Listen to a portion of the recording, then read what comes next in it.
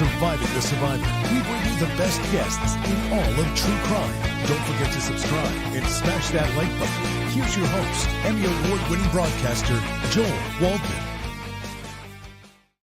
Live from New York, it is Surviving the Survivor, the show that brings you the very best guests in all of true crime, and no different tonight as we are here in Lower Manhattan covering the Sean Diddy Combs trial, where the star government witness is his former girlfriend, model, and singer, Cassie Ventura. Now, I was coming back from federal court, and all you hear is noise in New York City. You hear sirens, police, fire, whatever pigeons, whatever noise they make. You hear that too. I had to walk through about 10,000 people. There's a race down here, but there's also plenty of noise in the federal courthouse.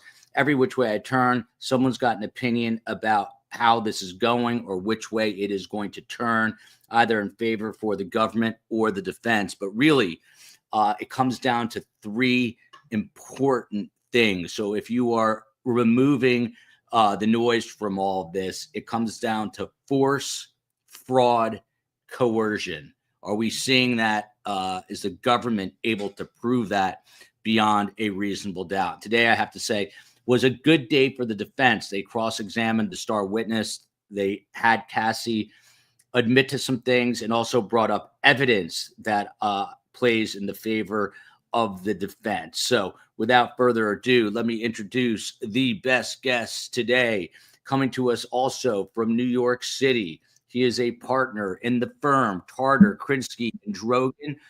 He's also vice chair of the firm's litigation practice and a member of the firm's executive committee. He's a trial lawyer who's handled civil disputes for more than 30 years, and he's done so also in federal court in New York City.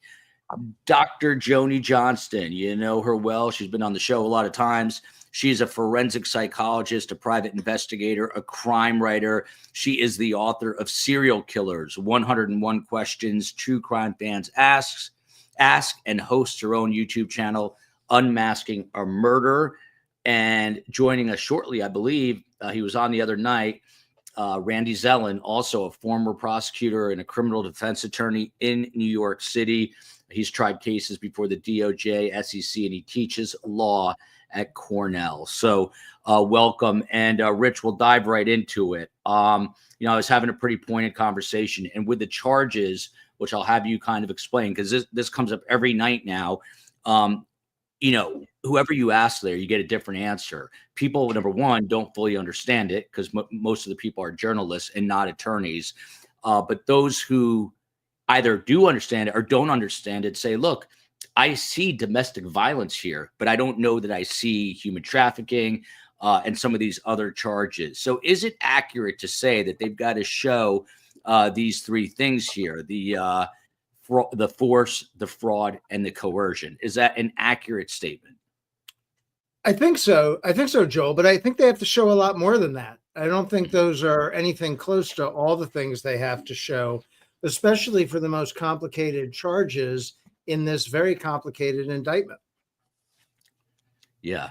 We'll dig into it a little bit more on the flip side, but Dr. Johnston, to you, if you can, just give me sort of the bird's eye view, in your opinion, of what Cassie Ventura must be going through on the stand, not only as a victim of Sean Diddy Combs, but now essentially revealing to the world her most intimate sexual experiences, the fantasies she's had, the abuse she's endured. What do you think is happening with her right now? Well, I think almost always when someone has been victimized in some way and that comes out and becomes public, it's a re-victimization of that person and often their family and people who know them. And, whether the initial allegations are true or not is in some respects a separate issue. But the fact that these things are being talked about, they're being exposed to the public, I think is extremely embarrassing. It's humiliating. And it adds a whole nother layer, I think, of recovery and dealing with these things as she moves forward. Yeah. And I do everything when I'm here. The COE does everything there, but I had to turn off that flickering blue light. So apologies. So, but I didn't miss a beat, I don't think. Rich Schoenstein, Her name is Anna Esteveo. We thought it was going to be Tenny Garagos, Mark Garagos's daughter, but a woman named Anna Esteveo, and there you see her, she began the cross-examination today. This cross is expected to last through tomorrow. At one point, the defense said, hey, we might need her on Monday, and the judge said, that's not happening unless you have a very good reason. Tell us how difficult it is. I know you're not a woman, but you're now cross-examining a woman, and I just outlined everything. The sexual information has been revealed, the abuse that has been revealed, and now you have to trip her up. That's the job of the defense, and catch her in either, half-truths or complete lies. And this woman did a very good job, but how delicate a line is she towing here? Yeah, it's real delicate. And that's, I think, why they picked the attorney they did to do this examination. You can't look in an abuse case like you're now newly abusing the witness. You can't go in there looking to rip her apart because you'll look horrible in front of the jury. Even if you were successful in the cross-examination, it would be counterproductive. So you have to approach it. You have to approach it differently. You still have to cross-examine her, obviously. I mean, a lot of this cross-examination, from what I read, focused on whether or not this activity was consensual or coerced. And I think that's a legitimate topic for examination of this witness. And that's what a lot of it went to. And she's very smartly using text messages or emails to examine the witness on what was said in the past, to put her own words and his words, but her words into her mouth and his words too, to give the appearance that this was, a mutually enjoyed relationship, even if it's a little bit deviant from the regular guy's point of view. But it's really a very hard task to cross-examine a witness like this. Yeah, it sure is. And now we are joined by Randy Zellin, criminal defense attorney in New York, a former prosecutor, teaches the law at Cornell Law, which is a pretty fine school. By the way, the next witness who we will likely see on Monday is a woman named Dawn Richard, formerly of the band that I've never heard of, Danity Kane. And she had filed suit previously against Sean Combs, alleging groping assault and imprisonment. So she's going to be the next witness on the stand. To you, Randy, I tried to boil this down, and I just asked Rich, and his answer was not quite, once I tell you what I boiled it down to. But the three words that sort of come to mind in speaking to all you attorneys is force, fraud, coercion. Force, fraud, and coercion. That's what the government essentially has to prove. Rich says they have to do a whole lot more than that. Do you agree? Well, this is one of those times where an attorney surprisingly can't simply say yes or no. Remember, there are three counts here. One of them goes to the heart of fraud, force, and coercion. And that is the one that carries with it the mandatory minimum sentence of 15 years to life. That is the sex trafficking. And in order to prove the sex trafficking, without a doubt, one of the critical elements is demonstrating the three: fraud, force, or coercion. Now, there are other counts here. There is the RICO count, that Mr. Combs basically ran a criminal enterprise of bringing people in to engage in commercial sex acts. And then you have what we used to call the Mann Act, which is bringing people over state lines for purposes of prostitution. But what's happening here, Joel, and what is happening here for your viewers is we are watching the easiest way for the defense to win a case, either with an acquittal or with a hung jury. And that is to take the star witness and turn that star witness into your own witness. It is what we call a constructive cross-examination. And quite candidly, Ms. Ventura is a sitting duck for the defense to turn her as a witness for the defense. You're talking about a decade-long relationship. You're talking about text messages and other communications which demonstrate this twisted relationship, but a relationship that clearly she was not a slave. She was not a captor. She was equally engaged and equally as deviant. Of course, she can try to explain it away all now, but text messages don't lie. Videos don't lie. To the extent that any of these videos show her at any level enjoying what's going on and not freaking out, pun intended, I need to get out of here. How could you be doing this to me? Crying, hysterical, flailing. None of that helps the government. It kills the government because the jury, at least one of them, is going to be sitting there saying, hey, wait a minute. I thought the government had to prove that this woman was essentially a slave to this guy. She's writing to him, I can't wait to do a freak off with you. I can't wait to see you again. She's as nuts as he is. And that is the essence of reasonable doubt. A juror saying, wait a minute, I'm missing something here. And as soon as the juror starts to say, I'm missing something here, you are on the road to an acquittal. Yeah. The question here about the jury makeup, we know it is 8 men, 4 women with 6 alternates. Because of the way the feed is set up, and I was in the overflow room again, it is virtually impossible to get into the courtroom. You need advanced credentials, plus there are only, I think, like 7 spots because they're leaving all the other spots for family, lawyers, you name it. They've got those spots filled with other people. But truthfully, the overflow room is probably a better vantage point because I can see Sean Diddy Combs. And just getting into the particulars once again, because I know people are always interested.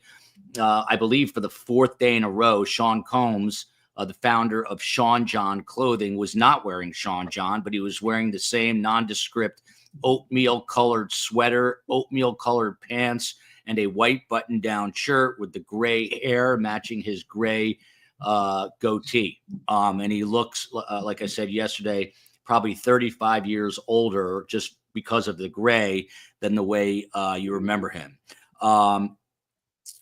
Cassie Ventura, she came out today. She's wearing a black satin, very thick lapelled kind of jacket / sport coat underneath a white blouse. She has black pants on.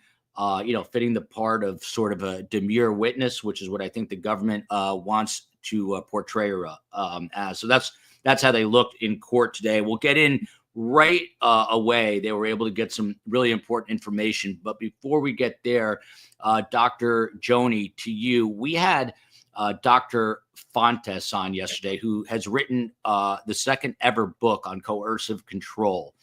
And she said, no one should be calling these freak offs. It sounds like fun, and it's like a branded Diddy term, that invokes like the sexual, whatever you want to, the innuendo that's in there. She's like, this is coercive behavior, rape, drugging.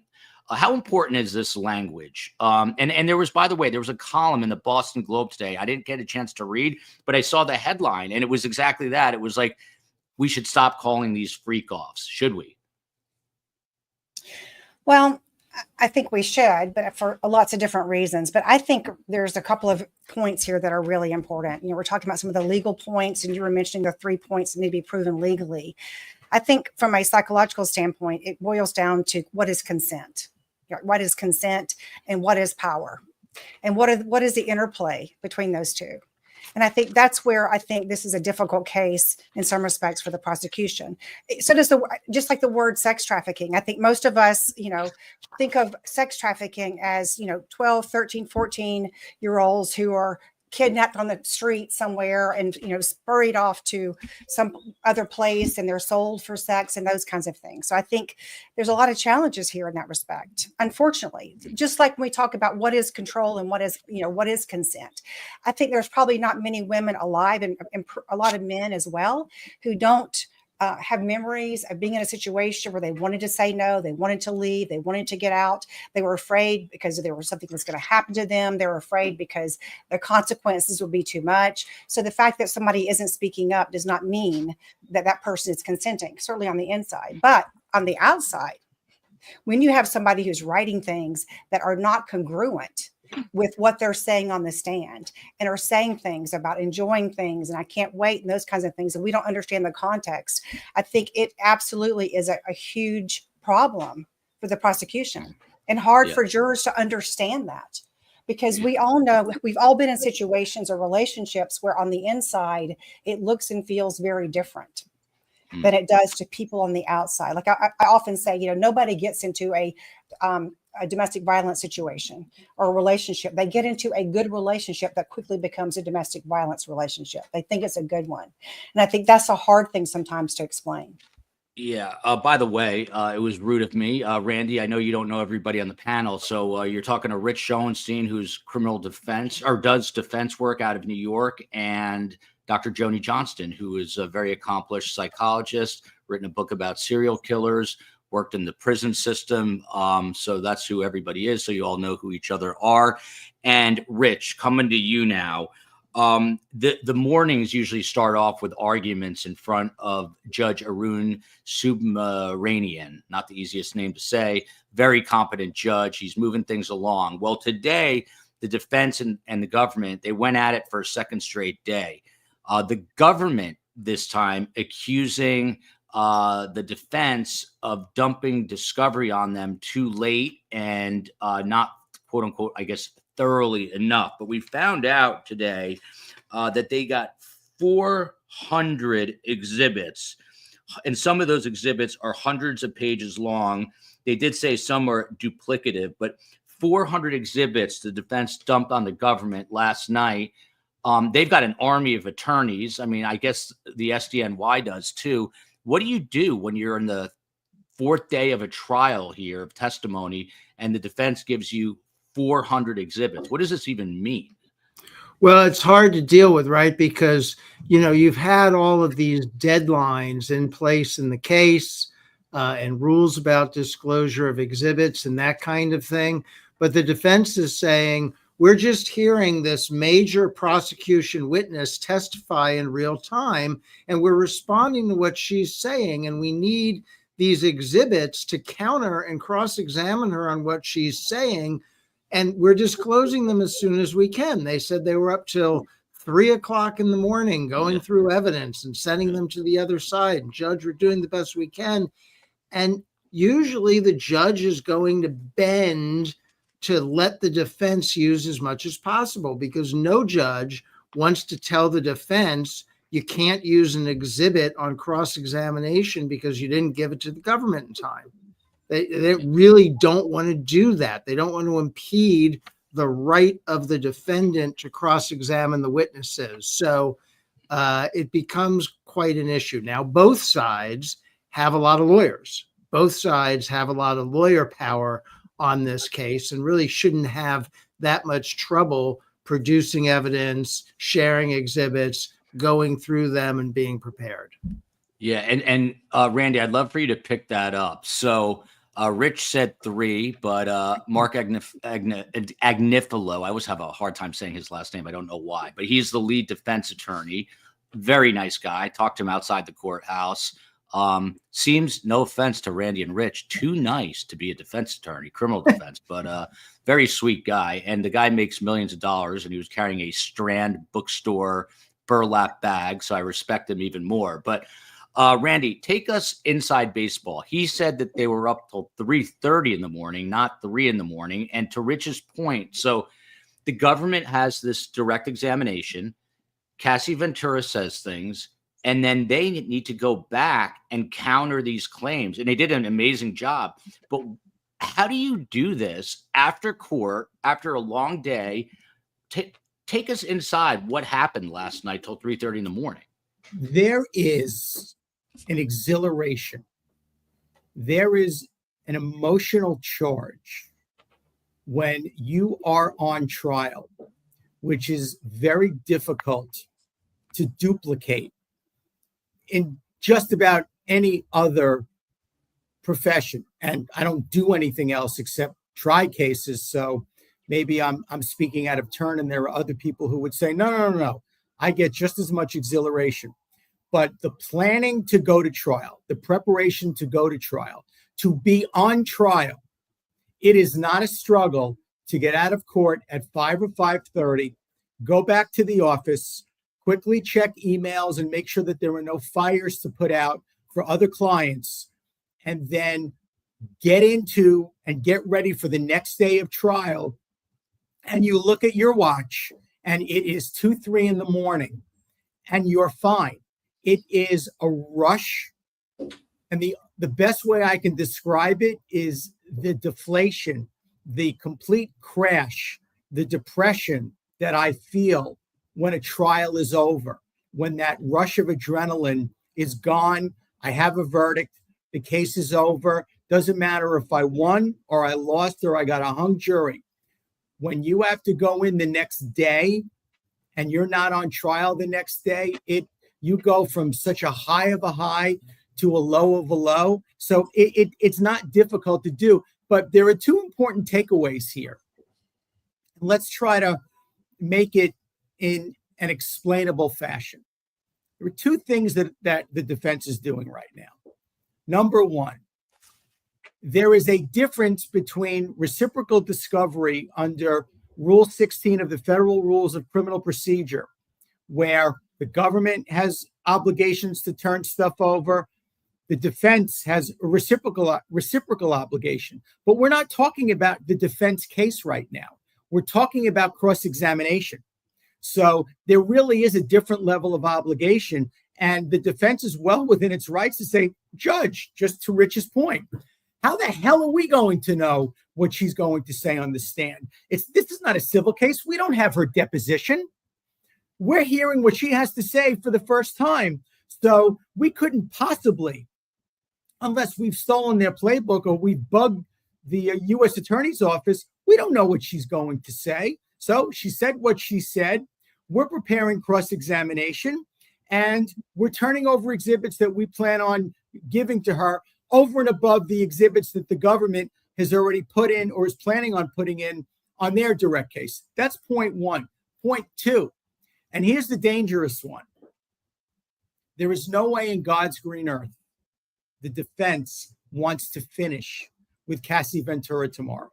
And they're going to put the judge in a box. Because to Rich's point, if they're not done with Cassie Ventura, one of two things are going to happen. One, the judge is going to say at noon, you're done, which is now inviting an automatic reversal in the Second Circuit for cutting the defense off from their cross-examination.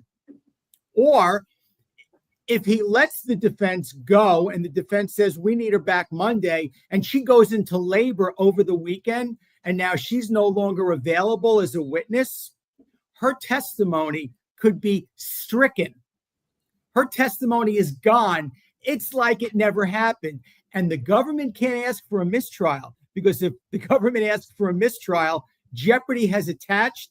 The case is over. Sean Combs walks. So I promise you, the only thing we should be paying attention to is whether or not they finish with her tomorrow. Well, wait, hold on. Yeah, go ahead, Rich. Go ahead. I mean, let's say they don't finish and she gives birth over the weekend. They can bring her back at the end of next week. It doesn't end the case. They don't have to bring her back. You have to bring her back the next day. You have to bring her back eventually.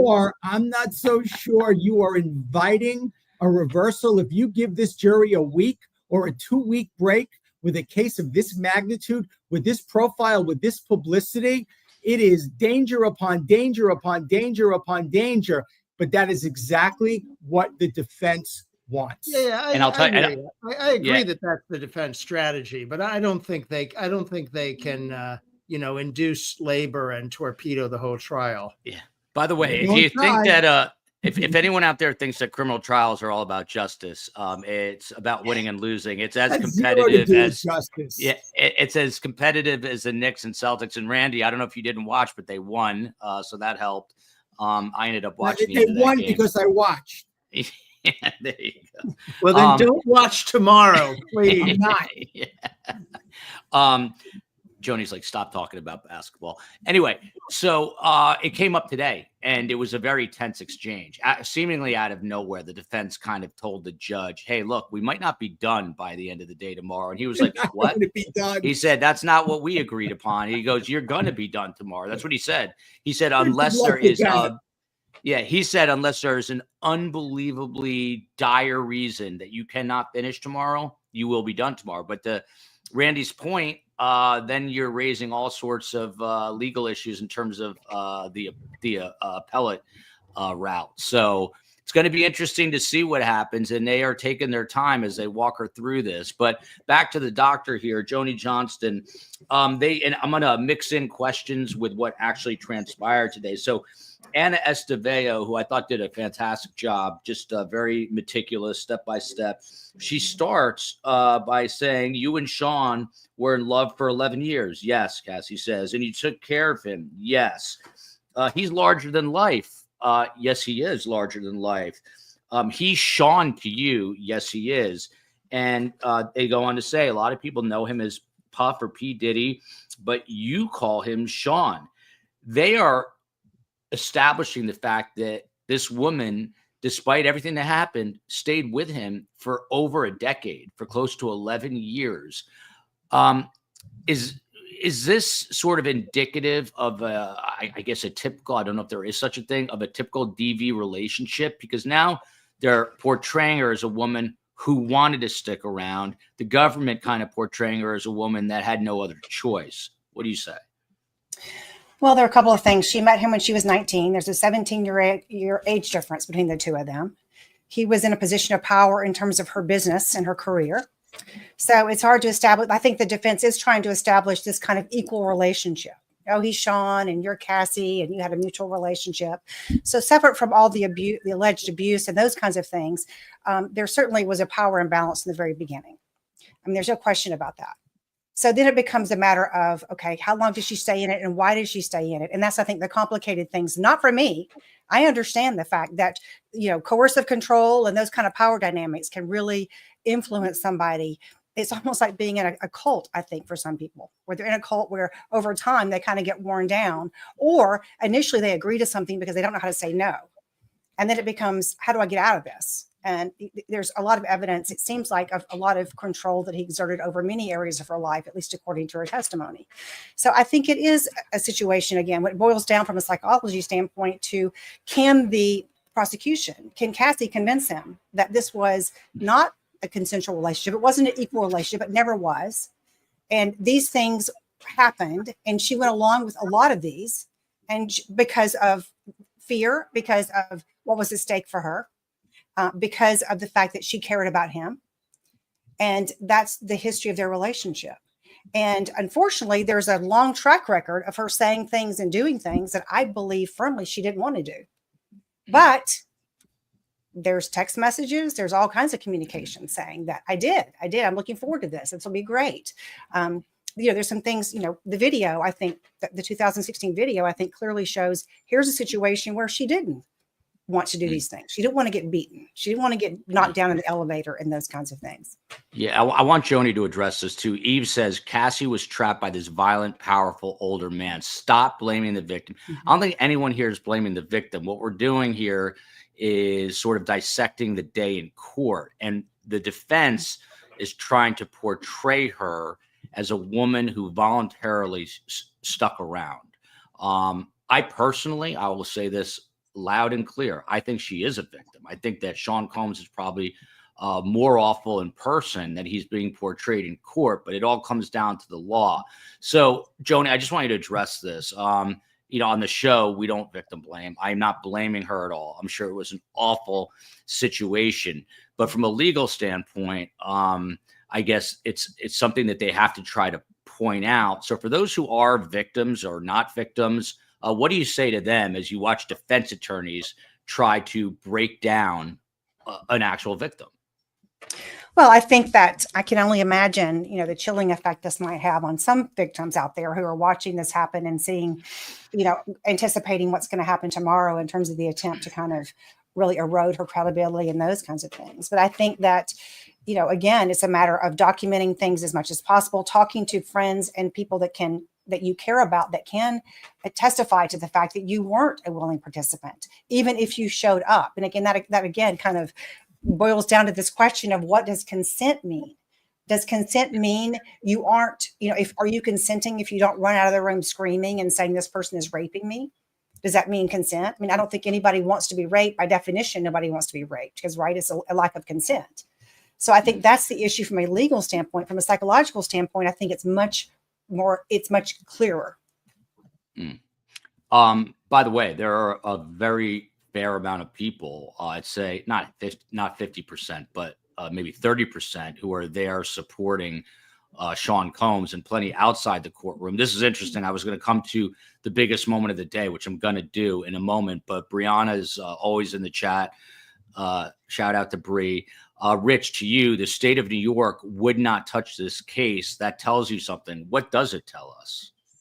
Oh, I don't know what it tells me. I mean, the federal government did touch the case, and the feds don't usually go to trial unless they at least think they have the goods. They don't like to lose.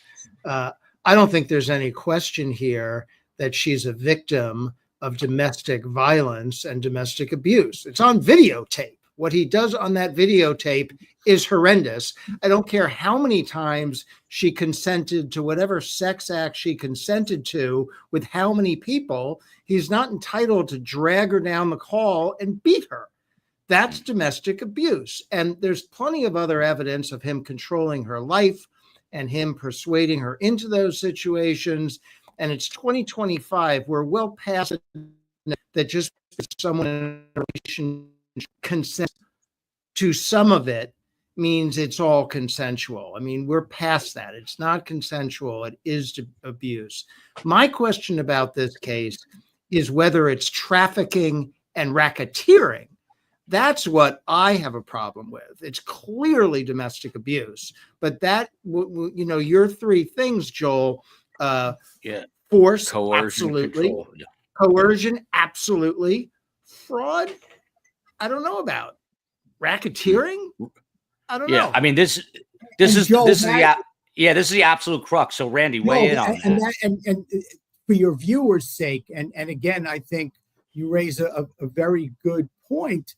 This notion that lawyers are in the business of victim shaming and destroying a victim's credibility. That is not the case here. Quite frankly, what Cassie Ventura is a victim of right now is the federal government trying to square a circle. The federal government is not going after Sean Combs for the case that that can be most easily proven. And the fact that the Manhattan District Attorney's Office didn't take the case, which would certainly be the slam dunk to Rich's point. I mean, the evidence of assault, forget it, it's over. The evidence of menacing, the evidence of all of the crimes that are attendant to a domestic abusive relationship. Case is over in a second, but the statute of limitations ran out. So the only way to get back into the game was for the federal government to bring racketeering charges, where the statute of limitations now gets expanded beyond anybody's ability to comprehend. This is not a racketeering case. This is not a criminal enterprise of sex trafficking. This is a bunch of very wealthy, entitled, powerful people who bring people into their orbit under the auspices of, you get to hang out with some really cool, really rich people, have a lot of fun. Maybe you'll get a record deal. Maybe you'll get a TV or a movie deal. Come hang out with us. And people do crazy things when they think, wow, maybe I'll be famous. Maybe I'll get noticed. The problem here is it's the right guy, but it's the wrong case. The sex trafficking case is fraught with peril because you have her seemingly being okay with all of it. She's portrayed in the video, she's portrayed in the text messages as being as nuts as all the rest of them, even if there is an explanation for it. This is a case about evidence. This jury is asked to do nothing other than bring their common sense, their life experiences, look at the evidence, listen to the jury charge and say, has the government proven its case beyond a reasonable doubt? Not that he's probably guilty, not that he probably did it. If they think he probably did it, they have to acquit him. If they hate him, it doesn't matter. Has the government proven the charges? And to me, I think the charges are too complicated, and he's got a real shot to walk on this. By the way, Randy, when you were describing trials, I know you said there's no other profession, but I got to tell you, as a recovering broadcast journalist and now here in New York, I absolutely love covering big cases. But that would always happen to me. I'd cover whether it was a mass shooting or a political convention. You're so amped up, you're meeting interesting people, you're doing the interviews, and then the story ends and it's like you're deflated. So COE, you're going to be in trouble when I get back home. But we're going to be doing a lot of trials on the road and bringing this all to you. And I hope Randy gets a trial soon. Now, I have been obviously in court all day, every day. And this guy right here I'm about to play, he's Sean Combs' friend of 40 years. His name is Carlucci. He's the godfather, I believe, to some of his children. He was wearing a Free Diddy shirt. This is him, I believe, today. Let me play it. So you all right, bro? Yes, sir. And they've got to prove force, fraud, and coercion. Do you think they're doing this? Do you think they're doing it? I'm asking you, man. I mean, do you Y'all hear the think, same thing we heard? do you think Cassie's credibility took a hit today? The whole case credibility took a hit. I just don't think that they're gonna be able to prove the stuff that they're talking. So they told y'all one thing and they're showing you something different. The other day you were wearing a shirt that said Free Diddy. You think he's going to be free at the end of this? He knows. Good answer. All right. Thank y'all. Good answer. That's it. By the way, once again, there's 13,000 reporters in New York City. This guy knows Diddy for 40 years. No one's talking to him. I just don't understand. I don't know what's going on with these reporters. Way too soon. I agree. Project Ban shirt. This is day 4 of testimony of what the judge said could be a trial that goes into July. I want to get Joni back into the conversation. So right away, again, Joni, they're trying to break. And by the way, I have to take handwritten notes, which is what I'm looking at constantly here. They're trying to break her down. They're trying to wear her down on the stand. And they basically are trying to say the contrary. So she, in direct examination, was saying she was coerced into all these things. But today what they started to bring up was, well, you were in this relationship for over 10 years. You were mad at Sean because he had another woman, Kim Porter, and then another girlfriend. You wanted to be the public. They didn't say it this way, by the way. Their tone was much different. But you wanted to be the public-facing girlfriend and all this. They were essentially painting a motive of jealousy with this lawsuit coming back because she couldn't have him all to herself. Your response to that sort of an attack? Well, I mean, she obviously had all kinds of feelings about Sean Combs at different points in their relationship. So it doesn't surprise me that they're bringing that up. And as she admitted, she had some feelings like that as well. I'm hopeful that 2 things will happen. One is there's going to be a lot more witnesses who can establish a pattern of abuse and trafficking and those kinds of things, because it's hard to believe, because of the emails and stuff that has surfaced, that alone is going to convince a jury of sex trafficking because of the other evidence that's kind of come into play. So that's one thing. And I think the other thing that would be really important here is bringing in a psychologist, a criminal psychologist, a forensic psychologist, a specialist in coercive control or those kinds of things to explain and help the jury understand the context of these things happening and the context of these emails, the context of these communications. But it's hard to imagine from just a common sense point of view. I'm kind of confused about, they're saying that she's testifying in a criminal trial because she's jealous. She was jealous.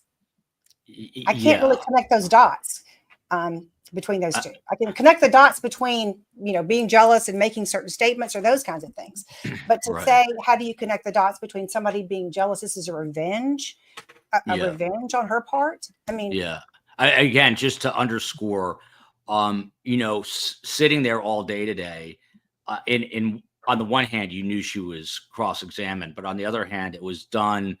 I don't know. It was done with such, I guess, grace and simplicity that it didn't feel like they were crossing her. So shout out to Anna Estevea, who I don't know, but she did this. Best kind of cross, Joel. Yeah. Constructive cross is the best kind of cross. You turn the witness into your own witness. The jury can't even figure out whose witness it is. Yeah, that's what it felt like. That's what it felt like. I was gonna ask Joel, is there really a question about her credibility? Like, does anyone think she's lying? I think it's people think that what she's testifying to may mean different things depending on what your side you're on. But is she lying about something? I do think there's a very small percentage who believe that she is not telling the truth. But I think the bigger majority they feel that she's a victim of abuse and not a victim of all these other things. They also, and there's a comment here, which I'm going to bring up, but Rich, we're going to get to this question. To Joni's point, is the government going to bring in an expert in coercive control? Hold on to that. But Rebecca here says, I see a new side now, presumably of Cassie. And I think people are saying, well, she's not quite as innocent as she looks. She was having an affair, I guess the word is cheating, since she wasn't married, with this rapper Kid Cudi while she was dating Sean Combs. And that relationship lasted like a month, and she had a burner phone, and she had his initials tattooed on her. Is that wrong? I can't judge her. It's not my business. Joel, that's a critically important point, because it cuts against this notion that she couldn't escape, she couldn't get out. She was essentially a slave to him. And I will tell you, I tried a white slavery case in the Southern District involving massage parlors where we got an acquittal because these supposed slaves were going to Broadway shows. They were taking time off to go on vacation. They were not slaves. That this little point of her affair, stick a pin in that, because that is going to come back and blow up in the government's face, because that is a critical piece of proof that she could have left and moved on and had the wherewithal and the capability to be with other people and to keep it from P. Diddy by having the burner phone. Yes, I'm sure the doctor could say, well, that's also proof that she was under his control and was scared to death of him. I get that. But again, we're talking about reasonable doubt. Is the jury going to be saying, I need more information? The government has not proven its case beyond a reasonable doubt. I'm going to come to definitely the most salient point of the day or moment. And that happened kind of late morning. The defense obviously crossing Cassie Ventura, and there's a line of questioning, and it goes, those are Rich's sirens, not mine, but mine will be coming soon. Or maybe Randy's, I don't know. New York is not mine. If you're looking for a Zen experience, it might not be New York City. I'm going to post some video of what it took me to get back to where I'm staying today on Instagram, Survivor. And by the way, these amazing guests are going to have to go close to the top of the hour, and I'm going to stick around and answer any questions about, what it's like actually inside the courthouse, the environment, anything you want to ask me for a little bit, we'll do once the guests have to get going. But the three of you, I'd like you to weigh in on what I'm about to unveil here. There's a line of questioning.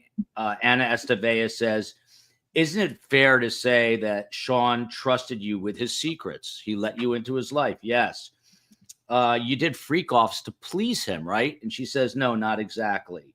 And then she shoots ahead. They're going over, if you remember BlackBerries, they're going through BlackBerry messages. That's how far back this goes. And also some emails and text messages. But in a correspondence, Joni, from August 5th, 2009, Sean Combs messages her saying, I miss you already. She responds, me too. Sean Combs then suddenly says, when do you want to freak off again? Her answer now, this is very important. I'm always ready to freak off. I can do whenever and whatever. It doesn't matter to me. This is a woman who for, a day and a half, almost 2 days on direct examination, repeatedly said she never wanted to take part in this, never wanted to be in these freak offs.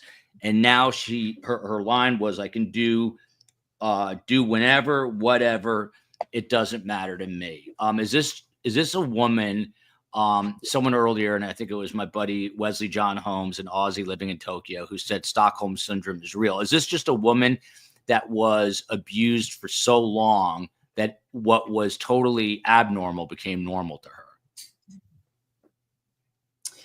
So a couple of things. One is I can certainly explain a lot of things in terms of what she said as coercive control, as somebody who has kind of been brainwashed. I will also say, so that's my psychologist hat, right? If I'm a clinical psychologist, a trauma specialist, I can look at all the things that have happened to her, and I can put almost all of that in the framework that makes sense to me as a trauma specialist. As a forensic psychologist, I will certainly say what I focus on as more what people do than what they say. And the fact that she did have a brief fling or affair with another person, that she had a burner phone, to me does raise an issue. That is something that I would consider as a forensic psychologist, because that is evidence to me that in that context, that person is not so fearful of the other person at that point in time that they think their life is in danger or there's going to be horrible consequences, or they're at least confident they can hide that. So I think it is important to look at all the facts. So it's not necessarily what the person says, because again, we all know people say things, particularly in a situation where a relationship is so controlled and that kind of thing. And again, that doesn't concern me from a trauma standpoint that somebody might say anything, but the behavior part of it, I think, is problematic. Yeah. Shannon K says this is complex. That's an understatement, but I agree. And I love grunge. Oh, please, you can go through anyone's text and pick and choose what you want, especially when you've got 11 years worth. But Randy Zellin, back to you. This was a big moment. It also, I view a lot of the people in the gallery in the overflow room as potential jurors, right? Because they're a cross section of New Yorkers mainly. Rachel D, I hope you're having fun in Japan. But again, she's in this line of questioning. They bring up this text message exchange where she says, I'm always ready to freak off. And then she says, LOL, laugh out loud.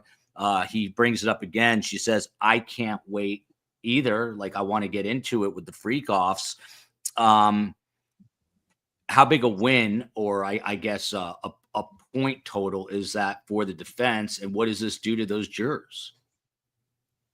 I can promise you that in closing arguments, because everything that we do as trial lawyers is setting the stage for closing arguments.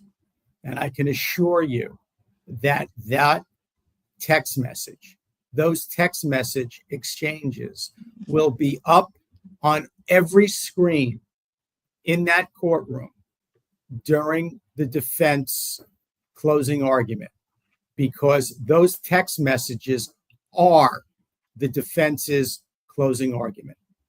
Rich,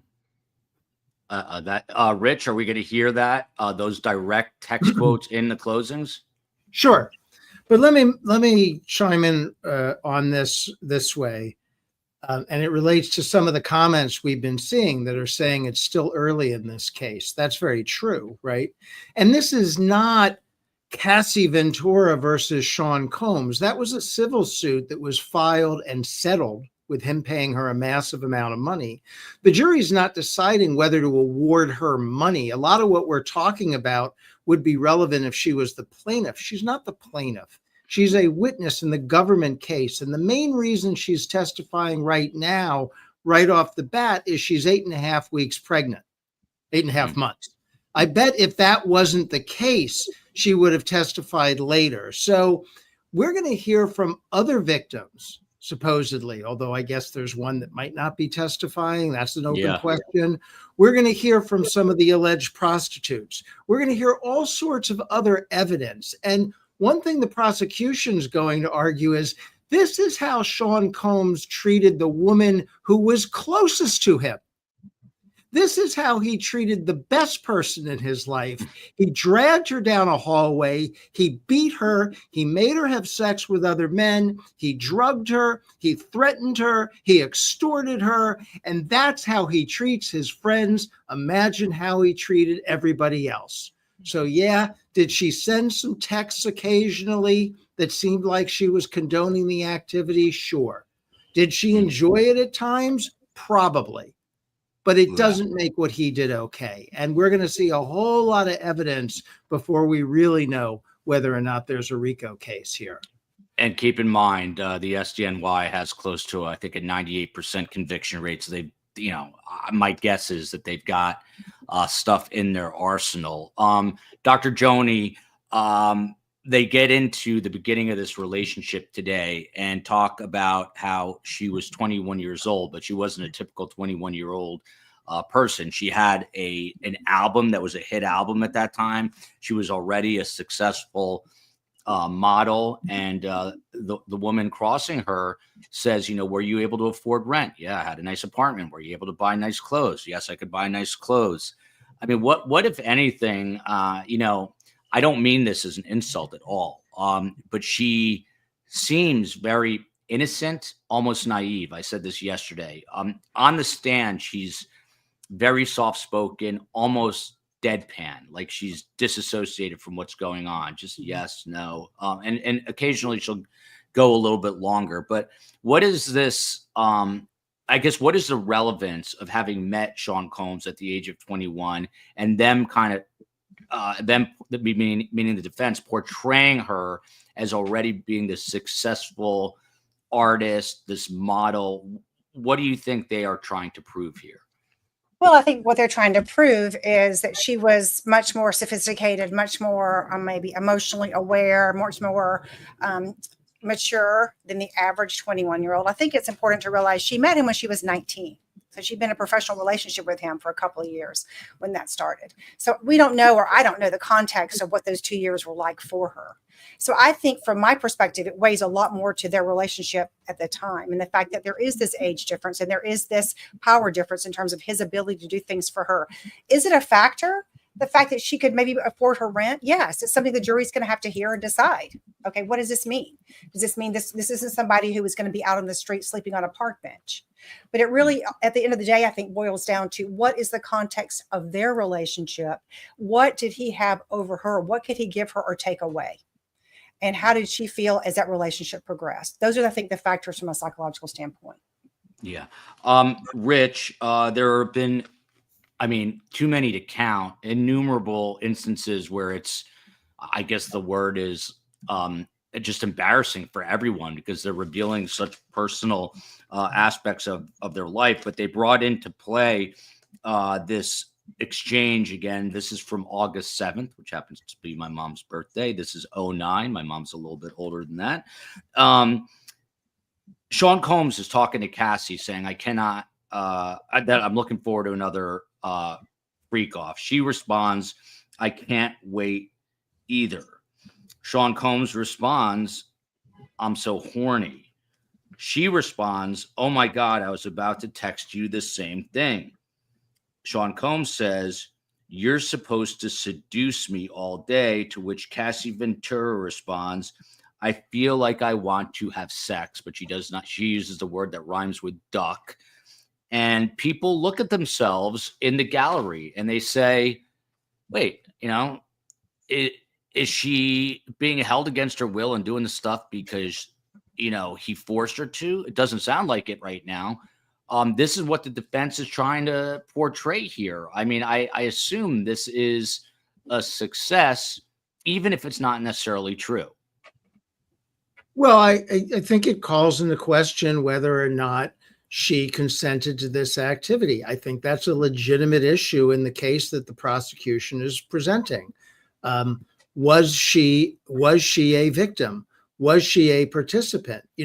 There's other testimony so far about her arranging for some of the prostitutes that we're talking about, right? So she's part victim, part co-conspirator. If we have a trafficking of prostitutes case, she's partly doing the trafficking. I think that's all legitimate grounds for the defense to argue. I still think it's going to be hard for them to get past that videotape. Yeah, the videotape is horrendous, and trust me, they're playing it at every turn that they can. Randy, to you, this exchange continues on, and obviously this was the testimony in court today. Sean Combs says, "I'm so horny." Cassie Ventura, "I'm going to go to Dwayne Reed." Now, Randy and Rich know what Dwayne Reed. If you don't live in New York City, it's Walgreens or CVS, but better. And they're all over the place. They originated on Dwayne and Reed streets in New York, which is where they get the name. So she says, "I'm going to go to Dwayne Reed. I'm going to get candles and I'm going to set up the room." She's talking about the freak off, when just yesterday, every single thing she says was, "I didn't want to do it. I was forced to do it. I was forced to take drugs." Now she's voluntarily going to Dwayne Reed. How big a problem is this for the government now? How do they rebound from this when they do their redirect? Randy, that's for you. I was thinking for a moment, because sometimes, Joel, you just stay away from what you've already gotten hurt by. You don't bring it up again. The government, the longer their redirect goes, the more it is going to look like they are backpedaling and trying to repair. And it is essentially putting up all kinds of flares and all kinds of signs that the case is in trouble. The video, we all acknowledge, is extremely damaging. The problem for the government is the video is not damaging in a federal courtroom. He is not charged with assaulting her. So what the defense needs to do is the defense needs to embrace that video and say, "Ladies and gentlemen, that video is difficult to watch. It is impossible to watch. But the judge is going to explain to you, my client is not on trial for assaulting Miss Ventura. So you can hate him. You can find him to be a monster as a result of what you witnessed, but there's no charge to convict him of." So the defense needs to take that video and ram it right down the government's throat as just an effort to distract and to take a weak case and make it something else because of a video where that video is not a charge in the case. That, the defense has to say, shows you how weak and desperate the government is, that they are showing you a video that my client is not charged with that criminal offense conduct. I'm thinking about what Randy was saying about kind of the adrenaline dump, which I'm definitely going to experience. But this testimony, people were talking about this every day, including today. It's so personal and so heavy and so like depraved that you physically feel exhausted and just worn out after listening to it. So I can't imagine Dr. Joni, what she is going through, especially pregnant. But Ida Shaw with a good question to Rich, and then I'm going to get back to Joni. Where is the coercion? Because now we're hearing she's going to Dwayne Reed to buy the supplies for the freak off. And I think at the beginning, Rich, you said we've got the coercion. I forget which is the one that we didn't have, but you said we had 2 out of 3. So where is the coercion here? Well, we know more about domestic violence than to think the fact that she bought some candles meant that she wasn't under coercion. The coercion is he beat her. The coercion is he threatened her. The coercion is he told her he filmed her and told her he was going to release tapes if she didn't continue to toe the line. The coercion is that he controlled her life and what she wore and where she could go and what she could do. That's the coercion. And a victim of domestic violence can try to get along in the prison they're living in.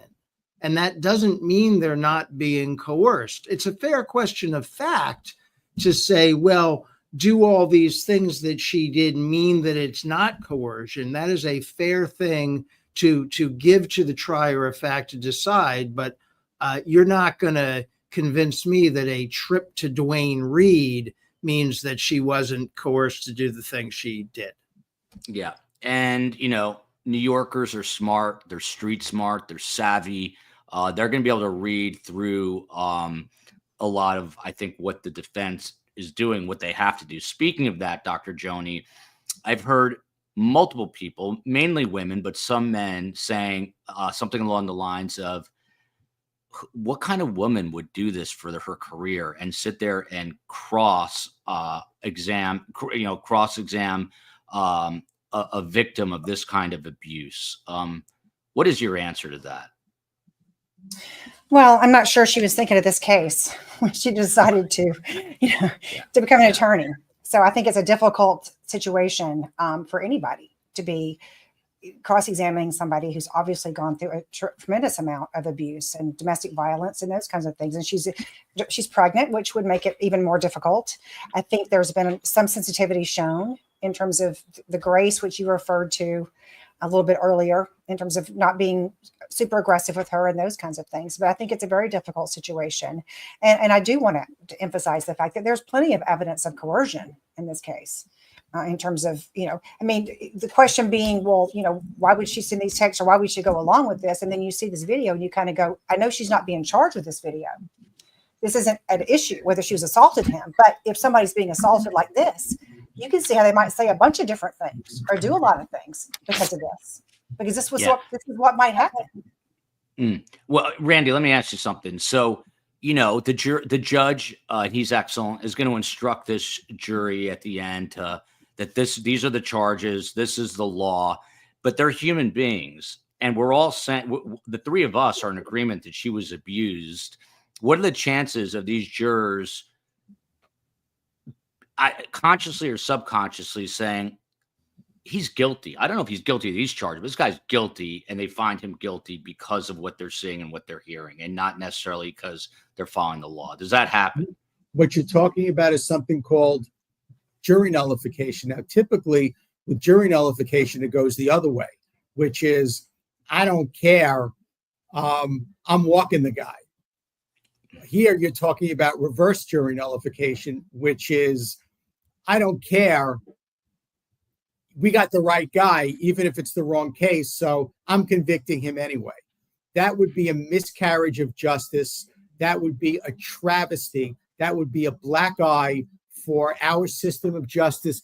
And quite frankly, to your earlier question of the doctor, that's why we as defense attorneys do what we do.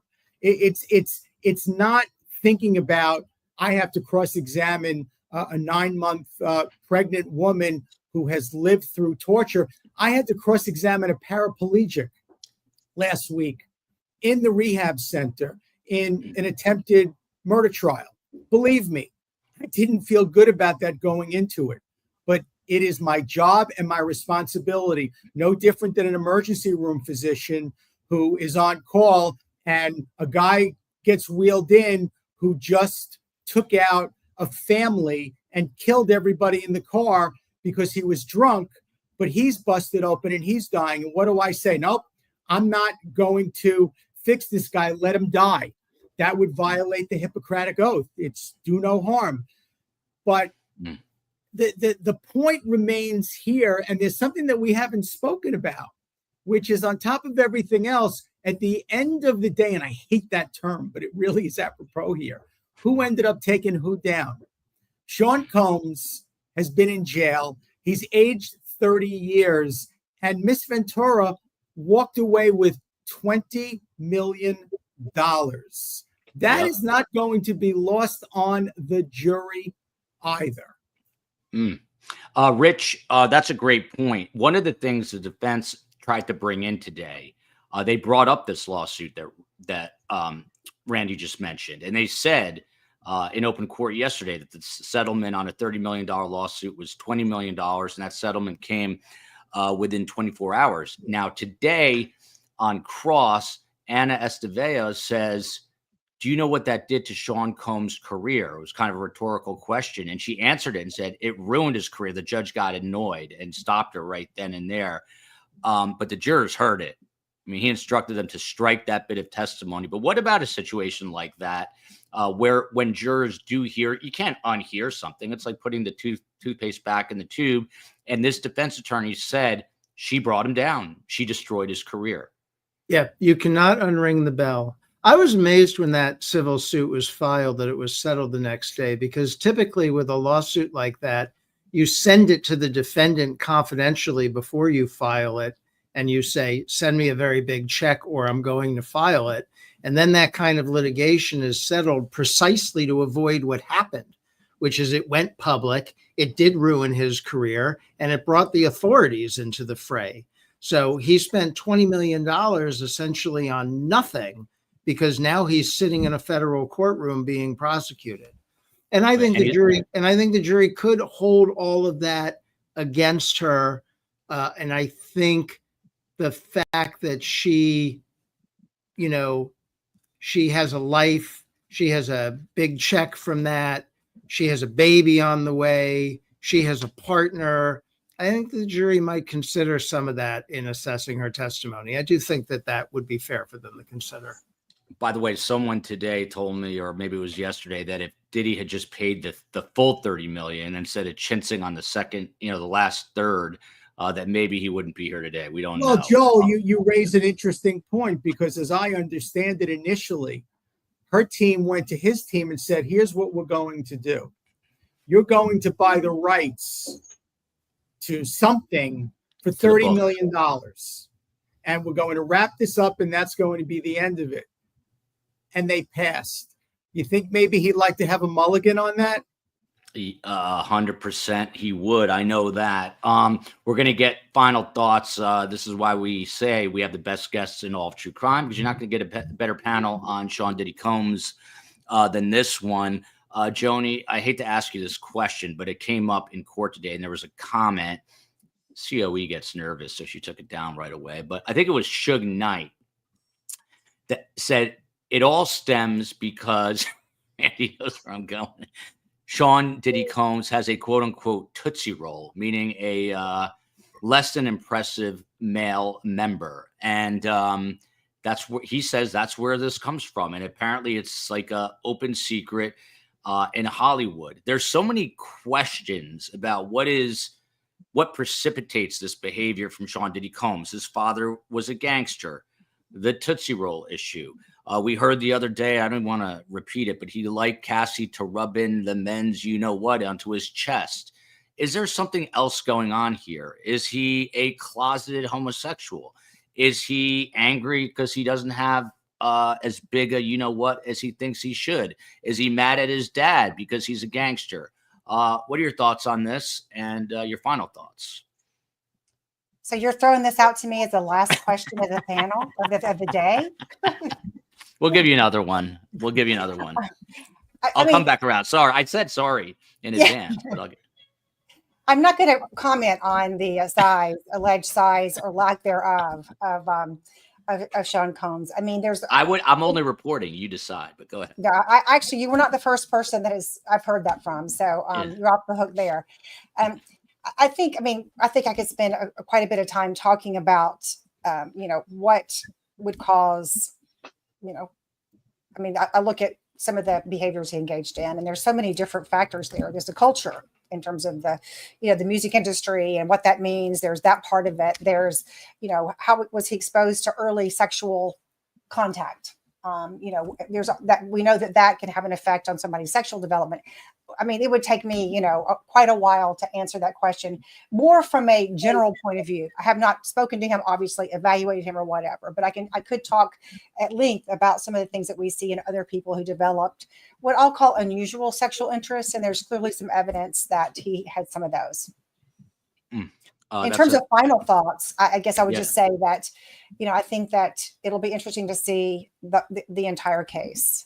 And I think, as a forensic psychologist, obviously I'm much more involved in looking at things like domestic violence and coercive control and sexual deviance and some of those things. I can't address some of the issues that the attorneys here can, which is more the legal standard and whether it admits that. But I can certainly say that based on the facts that I know of, there was plenty of evidence. I think we've all agreed on that of the coercive control and violence part of it. Yeah. So I'm back in New York, and you have very smart people like Rich Schoenstein and Randy Zellin who they're in those offices. I don't know, Randy might be home, but they're in those suits. And unlike Miami, people here in New York City, they go to work. In Miami, I'm always wondering, what the hell are these people doing all day? Like, anywhere I go in Miami, there's no one working. Yet they're some of the richest people in the entire world. So I don't know what's happening. But the people in New York City are, by the way, they're the nicest people. I went to just a pizza place down the street, and I'm talking to everybody. New York's a wild place. I mean, the Mexican Navy was inside this pizza place, and they're talking to some of the workers in there. Everyone's having a good time. It's a cool city. It's a lot to handle. I thought that was the COE yelling at me. So, Rich Schoenstein, we'll get your final thoughts. I just want to add a little more of the testimony today for you to kind of riff off of. She talks a lot. They brought it up about Sean Combs's addiction to drugs as well as hers. She proposed shorter freak-offs to avoid the drug taking beforehand. And then she went on and said in open court that Sean Combs would get quote unquote explosive with her if she did drugs without him or with somebody else. So it's also this picture beyond the, her being victimized, also just depressing that they're, they are these celebrities who seem to have no North Star. They're just living in this alternate universe of doing drugs all day, recovering. Someone said to me, how does Sean Combs have all these companies and make all this money? Like, the guy's partying all the time. But as far as the drugs go, what does that do for the government's case? Well, I think the government is going to pitch that the drugs are part of the control, that he's keeping everybody drugged. And certainly the fact that he's using drugs doesn't shield him from any criminal liability. That's not a defense to anything.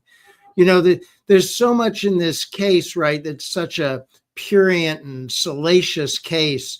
But the thing that really titillates me, because I'm a law geek, is the RICO stuff. What's the criminal enterprise? That's what I really want to try to understand here. There's supposed to be a criminal enterprise that has been constructed to engage in this criminal activity, and it has to commit predicate acts that are themselves violations of law, and it has to engage in a pattern of racketeering activity. And I just don't know if really, gross sex and domestic violence establishes all of that. And that's what I'm waiting to see in more of this evidence, right? They have to go way beyond this witness to show me the bona fides of a RICO claim. Poetic Justice, who we see more and more often in the chat, which I love. It's not just about partying, it's about abuse and control. Rich, of course, is a defense attorney here in New York City, and Randy Zellin, criminal defense, and also a former prosecutor. Randy, I'll just kind of circle back to where we started. And this morning, Judge Arun Subramanian, he made it very clear. He's like, I am frustrated with how slow this cross is going. He wants them to speed it up. The defense again threatened maybe we won't be done tomorrow. He said, yes, you will be. So it'll be interesting to see. Just so you guys know, I'm here through lunch tomorrow. I'll be doing a lunch live, then heading back to see my kiddos and the COE. So we've got that, Randy, but also we now know the next witness, Dawn Richard, who is a Danity Kane member, band member. I never heard of it. And she filed her own lawsuit against Sean Diddy Combs. Once we get through Cassie Ventura, what happens with this next witness and the other ones down the line? I don't know necessarily that anyone's going to care a whole hell of a lot. Whether the government chose or was forced to put Miss Ventura on very early on in the case, which, by the way, you run the risk when you don't put your star witness on right away. The jury's like, hello, come on, what are we here for? Don't give us this crap. Give us what we came here to see. And unfortunately for the government, what the jury came to see is rapidly turning out into, wait a minute, I'm sorry, is that the government's witness or is that the defense witness? But I think I'll leave you all with this. You bring up the North Star. It is, I guess, impossible to have a North Star when you are the North Star. Very interesting. Very poetic. I'm going to think about that tonight. Huge thanks to Randy, Rich, and Dr. Joni Johnston, who is is it Winona Ryder? Ashley Judd. They always say you look exactly like Ashley. She's rolling her eyes at me. Big thank you to new Patreon member Melissa in Idaho. Thank you. Thank you to for all the support during this trip. I feel bad for the COE because I am going to get bummed out when I'm not here in New York on the ground, but we've got about 73 other big trials, including Brian Kohberger. Dateline ran a show. Now law enforcement and the prosecution could be in trouble. The judge might hire a special prosecutor. We're going to catch up on that and Don Adelson news maybe as soon as this weekend. I'm going to let the guests, I'm going to bounce them out into the room and let them go on their merry way. Thank you so much. And I'm going to stick around, take a couple of questions. Randy, thank you. See you soon. Go Knicks. Joni, thank you. Root for the Knicks, even though you're in San Diego. And Rich, let's go Knicks. Let's go Knicks. See you, Joel. See ya. So here I am, all by my lonesome. Happy to take some questions about what it's like at this trial. New York is more Joel's speed. Yeah, but only for a week, I think. COE has chores for me. Trust me. I wrote a song called I Am the Garbage Man, and I was singing it to my kids, and it was a very catchy tune. It's all about me being the garbage man and taking the garbage out, which I do often. And maybe I'll write, I don't know, another song about picking up Fred and Ethel's You Know What, but I'll be right back in that world tomorrow. I think there was one other. Okay, so, yes. There's one other piece of video I'm going to play for you. I'm not exactly sure, and then I'll get to some questions if there are any. But here's this video. I don't know exactly what this is. I shot it, but I can't tell what it is from this angle. Here we go. Oh, this is just the family walking out. So you see the crowd, the kids. Sean Combs' mother, I believe, was there part of the day, but she does not, as far as I know, get into this van.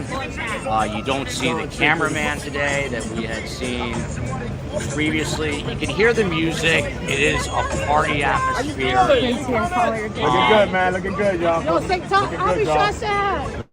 And I'm going to mute it right there. So this is the circus that is the Diddy trial in Lower Manhattan. Here is Doug Wigdor, who is Cassie Ventura's attorney, a very, very, very smart and uber successful New York City attorney, getting mobbed on the way out of court and deciding not to answer my question. This is a little bit of that. Where we are today. No, I mean, the facts are the facts, the texts are the texts.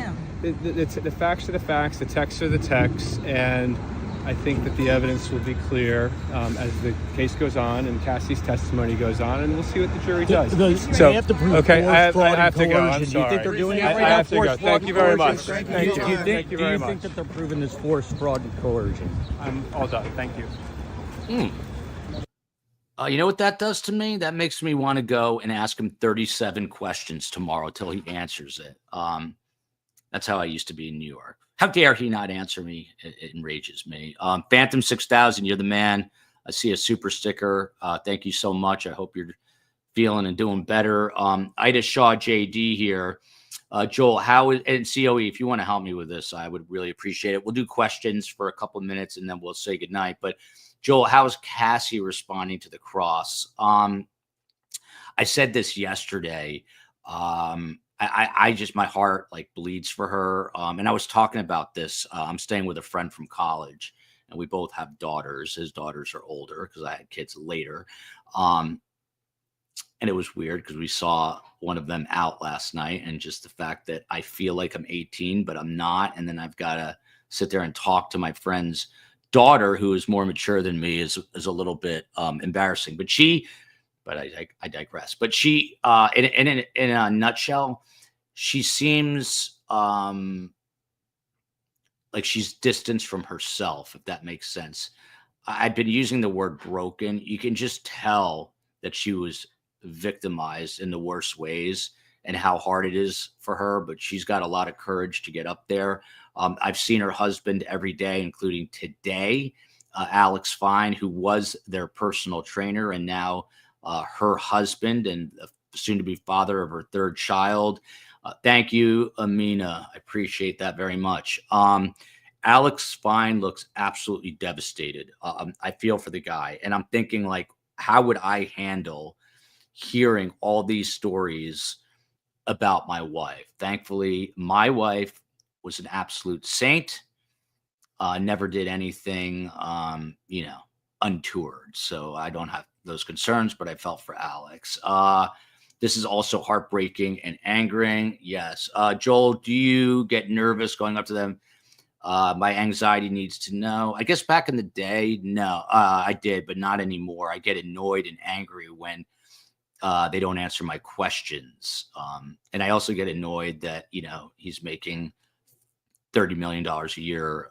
He's taking a big chunk of that $20 million, and he doesn't answer my questions. So there we go. I'm looking for questions. Getting older isn't for sissies, Joel. My neck knows that all too well. I'll tell you what we did last night. We met with my friend's friend, who I had previously met, if that makes sense, who happened to be in town.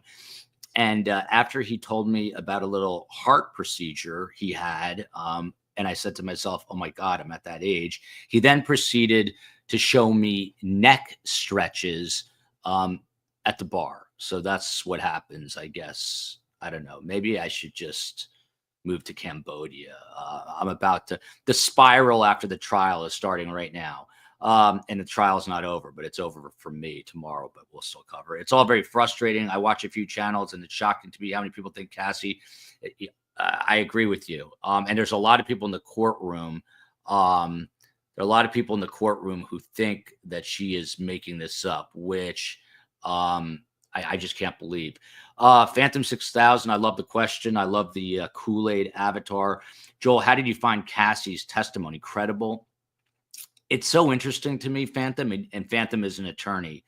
When a prosecutor says something, I'm like, wow, what a great argument. And then the defense comes in, and I'm like, wait, I didn't think of that. What a great argument. So up until yesterday, before the cross, I thought she was unbelievably credible and sincere. And I still do think that.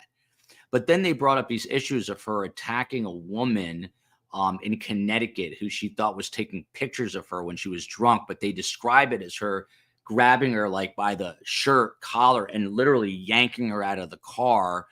And then you hear, about all the drugs that she was doing.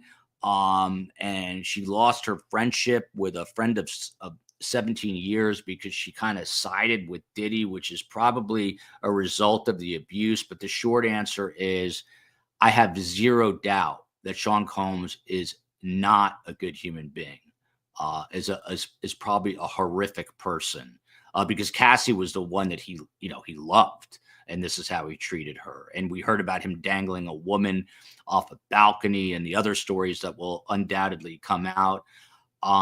So I have no doubt that she's telling the truth.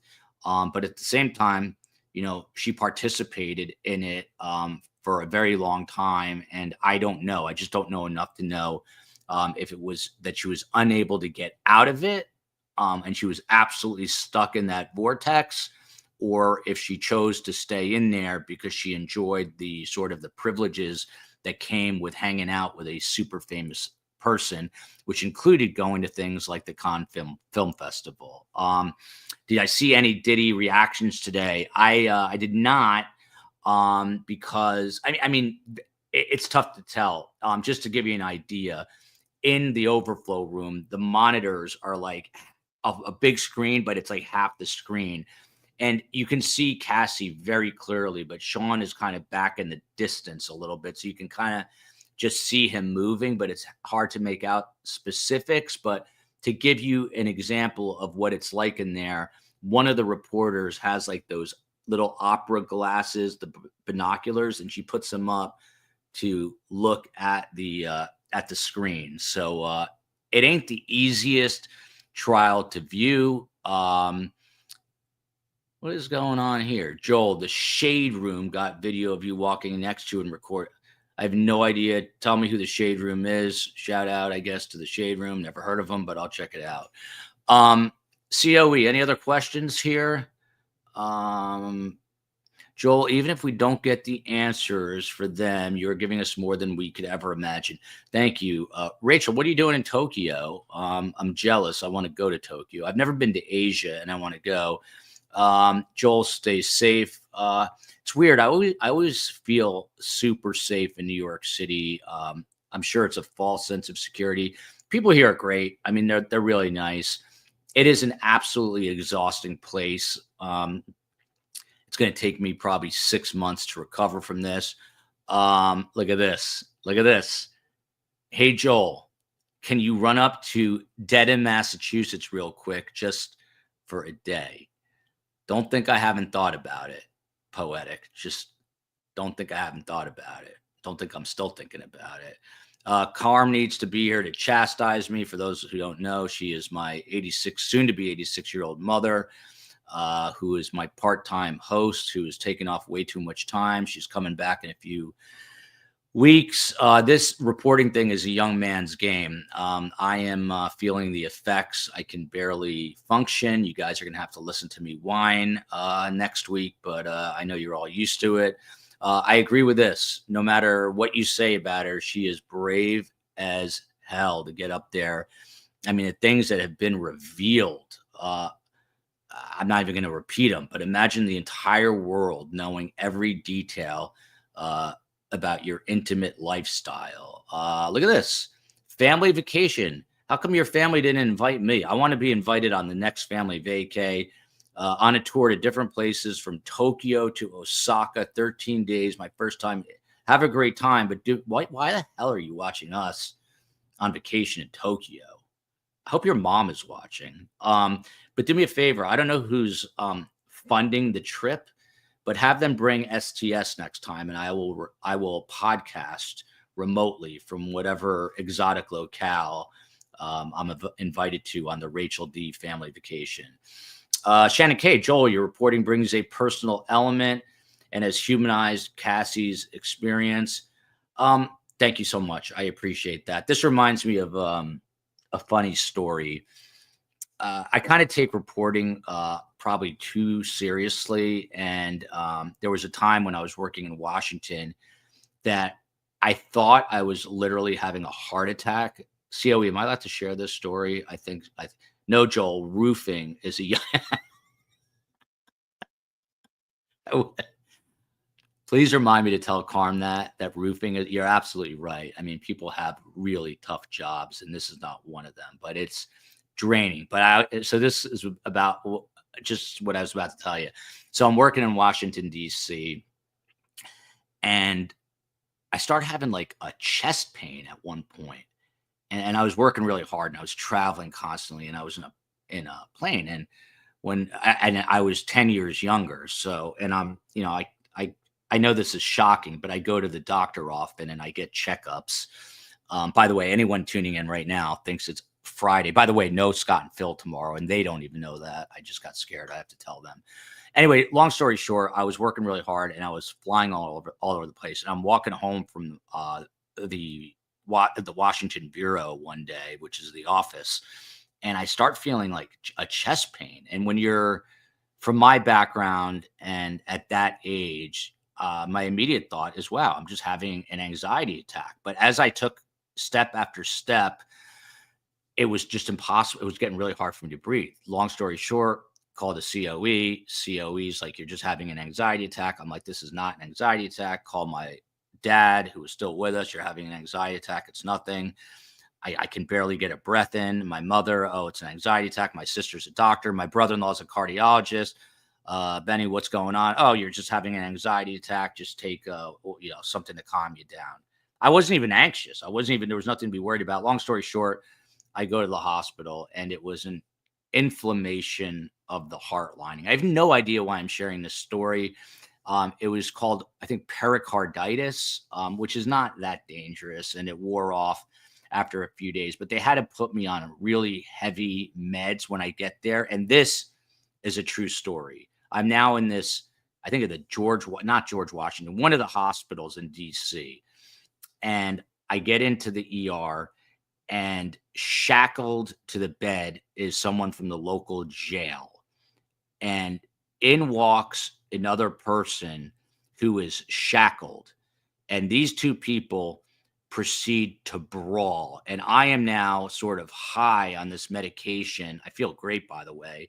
And I look down, and the other person who is handcuffed is I don't know what the proper political term is. He's vertically challenged. He's a shorter person, like the 7, you know what. And I'm sort of moderately high from being on pain meds.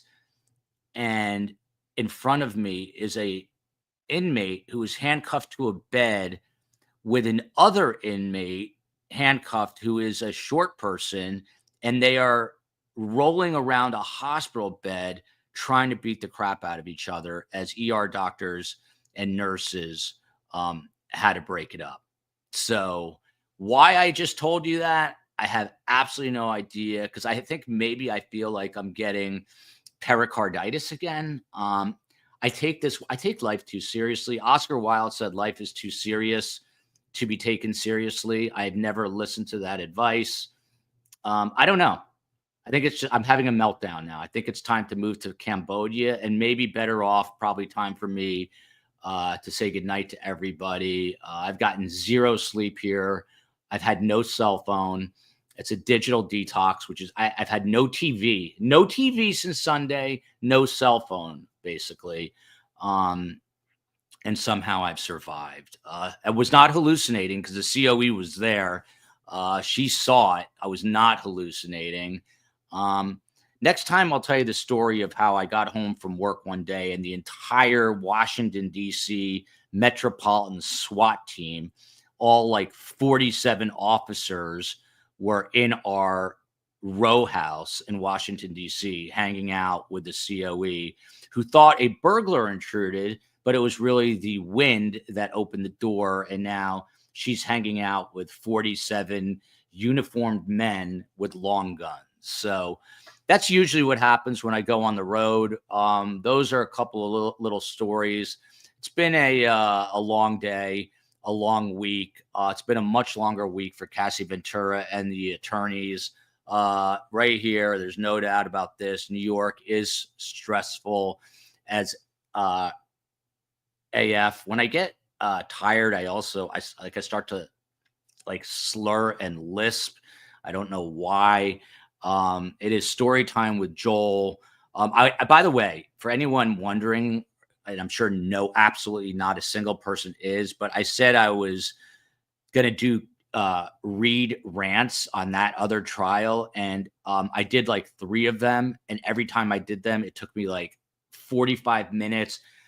I had to get my lighting right, did it. And then the COE had something else going on and never posted any of them. And then I was like, you know what? I am not doing any more read rants. But don't think I haven't thought about getting up to Dedham for the last day or two of that circus up there. Heidi Kneisser, pericarditis. I've had that.